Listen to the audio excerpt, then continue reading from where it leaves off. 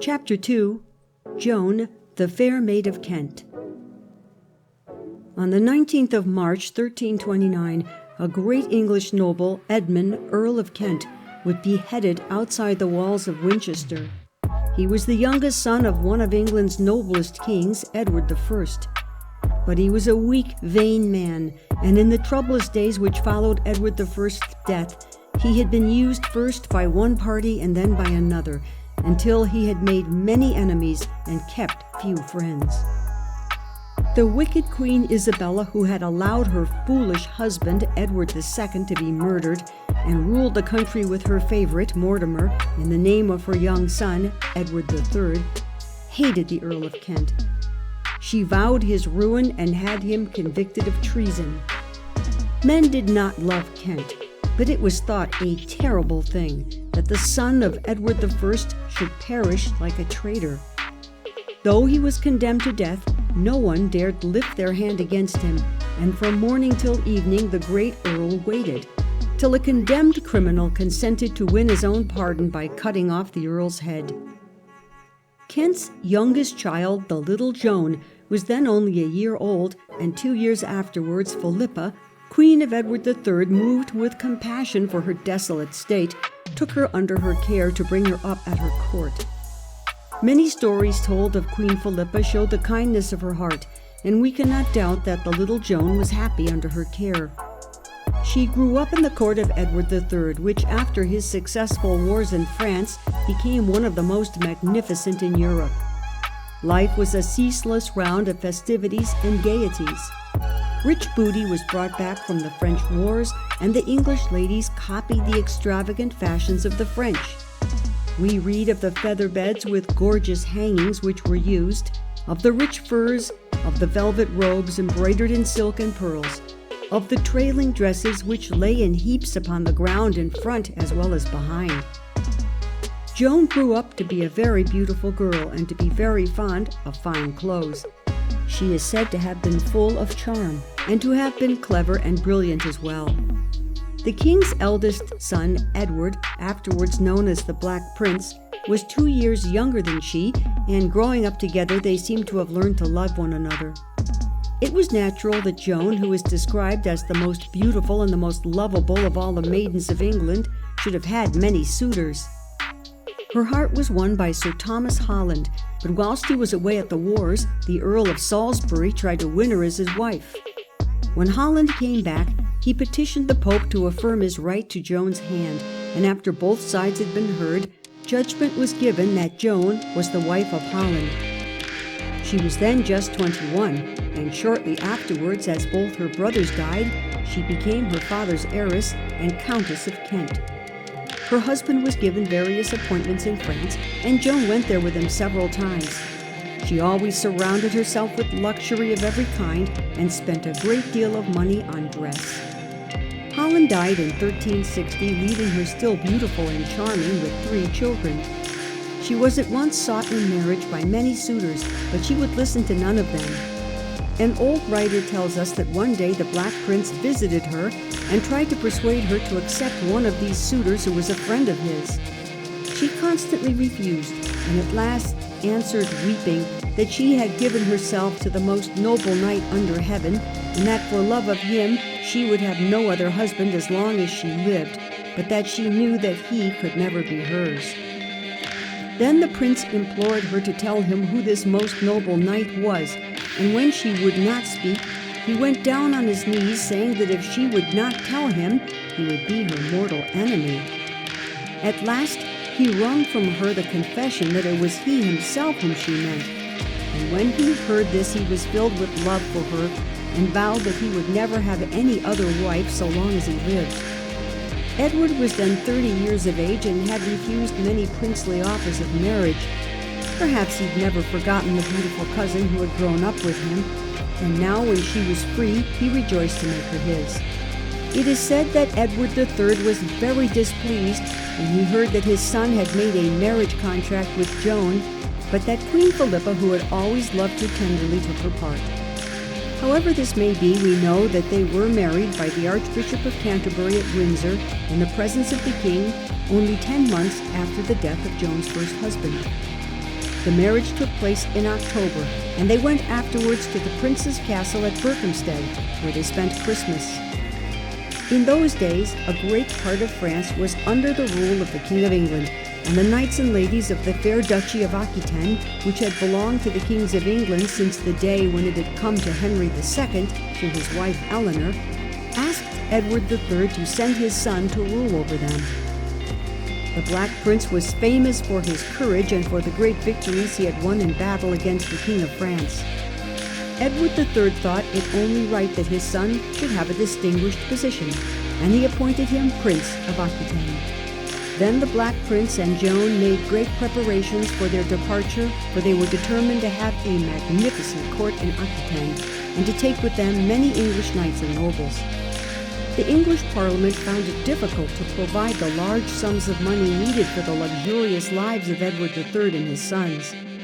It was hoped that Aquitaine would be able to provide for the needs of the Black Prince and his wife.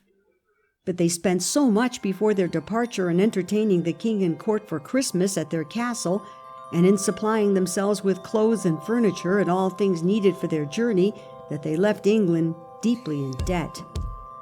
Early in the year 1363 they landed at La Rochelle, and were received by a great company of knights and gentlemen who welcomed them with much joy. 4 days were spent at La Rochelle in feastings and merriment, and then they set out on their journey to Bordeaux. At every town through which they passed, they were received by all the nobles of the neighborhood, who crowded to do homage to the prince. Aquitaine was a rich and flourishing country, covered with vineyards, and carried on a vigorous wine trade with England. The prince set up his court at Bordeaux, and it soon became the most brilliant court in Europe. Both the prince and princess were alike in being very extravagant, and in loving fine clothes and merrymaking. Those were the days of chivalry, when the knights were brave and courteous to one another, and loved jousts and tournaments in which they fought together in the presence of noble ladies, and the winner received the prize for his valor from the hand of a fair lady. But in their pursuit of pleasure, the princes and nobles forgot their duties as wise rulers. As long as they could win fame for themselves and get enough money for their wars and their luxuries, they cared very little for the well-being of the people. In the Black Prince's court at Bordeaux, the pride and magnificence and neglect of the needs of the people, which were the weakness of chivalry, showed themselves most clearly. The Black Prince was a noble host, and he made everyone around him happy. 80 knights and 4 times as many squires feasted every day at his table. The princess never showed herself except surrounded by many ladies and fair maidens. The luxury of their dress and strange new fashions in which their clothes were cut, and their wonderful headdresses embroidered with pearls, shocked the people who had been accustomed to simpler and severer manners. The princess seems never to have remembered that the money to pay for all these luxuries had to be wrung by taxation from the people. In other ways, she ever showed herself warm-hearted and generous, and herself on one occasion pleaded with one of the nobles to diminish the ransom due to him from a prisoner taken in war. The joyous life at Bordeaux was crowned by the birth of a son. Soon afterwards, there began to be talk of war with Spain, and it was decided that the Black Prince should lead an expedition there. Great was the despair of the princess when she heard that he was to go.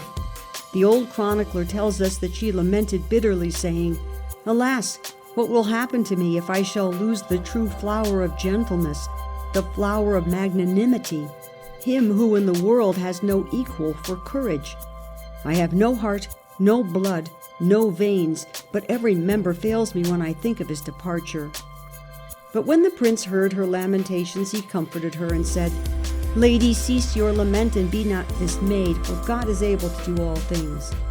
He took his leave of her very tenderly and said lovingly, "Lady, we shall meet again in such case that we shall have joy, both we and all our friends, for my heart tells me this." Then they embraced with many tears, and all the dames and damsels of the court wept also, some weeping for their lovers, some for their husbands. Shortly before the prince's departure, Joan had given birth to a second son, Richard, called Richard of Bordeaux, from the place of his birth, who afterwards became King Richard II. The Black Prince was away in Spain for a year. He was victorious in the war, and on his return he was magnificently welcomed at Bordeaux. A solemn procession of priests bearing crosses came out to meet him, followed by the princess with her elder son, then 3 years old, surrounded by her ladies and her knights. They were full of joy at their meeting, and after tenderly embracing, they walked hand in hand to their palace. For the moment, all seemed happy, but it soon appeared that the prince had come back tired and worn out. He had succeeded in Spain, but the cause for which he had fought was not a just one. The people of Aquitaine were discontented because of the heavy taxes they had to pay to keep up his luxurious court. It seemed to his enemies a good moment to attack him, and the King of France, anxious to win back some of the lands that he had lost, declared war against the English.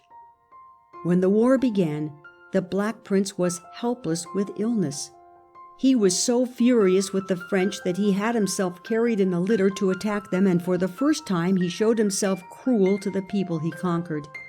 Everything seemed to go wrong. Their eldest son died, to the great grief of the prince and princess, and at last the prince was so ill that he had to give up the command of his army to his brother John of Gaunt, Duke of Lancaster, and return to England. It was a sad coming home, very different from their joyous setting out for France.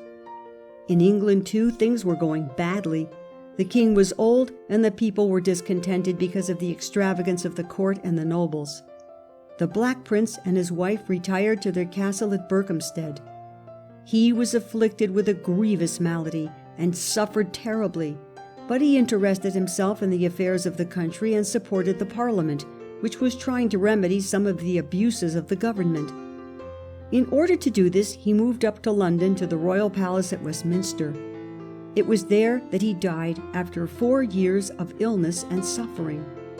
He commended his wife and his little son Richard to the care of his father and brothers, and begged his followers that as they had served him, so they would serve his little son. The princess was broken-hearted at her husband's death, and bewailed herself with bitter tears and lamentations. She was named guardian of her little son Richard, who was then 10 years old.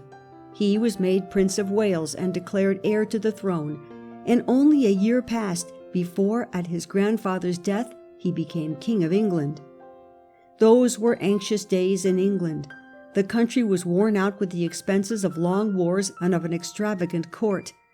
The people had suffered from a terrible pestilence called the Black Death. Everywhere there was want and scarcity, which led to bitter discontent. The boy king was surrounded by his uncles, ambitious men who each wished to be the chief power in the country. His mother, the Princess Joan, does not seem to have had any ambition to take part in public affairs. We do not hear of her mixing herself up in any of the intrigues that went on round the little king. Only once or twice she seems to have come forward to make peace. She is said to have been interested in the teaching of John Wycliffe, a learned clergyman. Disgusted with the corruption of many of the clergy, he was trying to teach a purer faith, and he had translated the Bible into English so that even the unlearned might read it. But we hear so little about Joan that it is clear that she must have lived very quietly during these troubled days. The discontent of the people at last led the peasants to rise in revolt in many parts of the country, and to march on London in order to get redress for their wrongs. Princess Joan had been on a pilgrimage to Canterbury, where the Black Prince lay buried, when on her way back she fell in on crossing Blackheath with a crowd of the rebels. The rough men surrounded her, but the charm and beauty which she still possessed won their respect and the protection of their leaders. It is said that after asking her for some kisses, they allowed her to pass on her way unharmed. She went to join her son in the Tower. Richard, then a boy of 15, was not frightened by the rebels who swarmed round the Tower and asked that the king should come out and hear their grievances. He rode out with 1 or 2 followers and went to meet the rebels at Mile End, where he promised all that they asked him. But whilst he was away, another band of rebels broke into the Tower.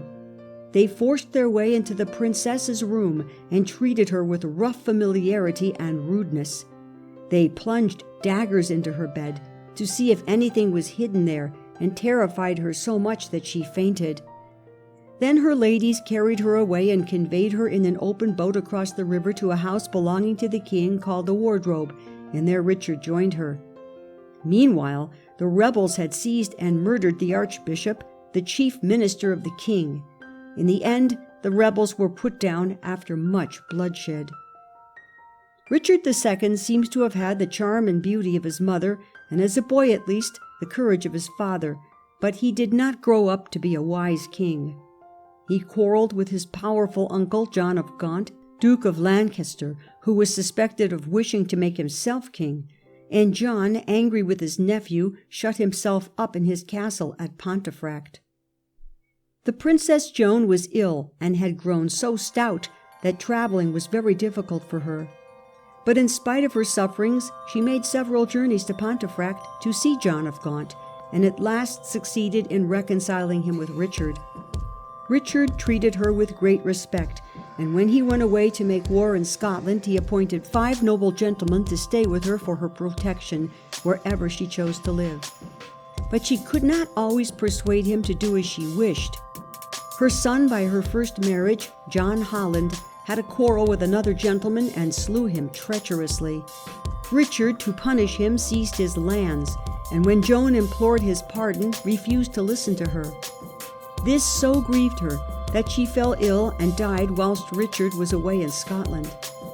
In her will, she asked to be buried near her first husband in the church at Stamford, and there, on Richard's return, her funeral took place.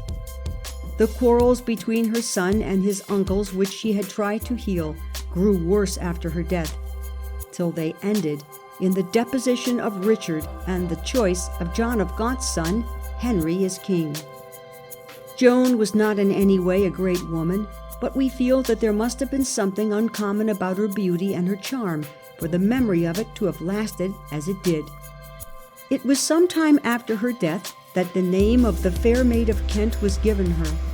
She is an example of the great lady of those days, kindly, generous, loving brave men, trying to promote peace and kindliness, but extravagant and pleasure-seeking. No evil is told of her, and she seems to have loved both her husbands dearly and to have won their love in return. End of section 3.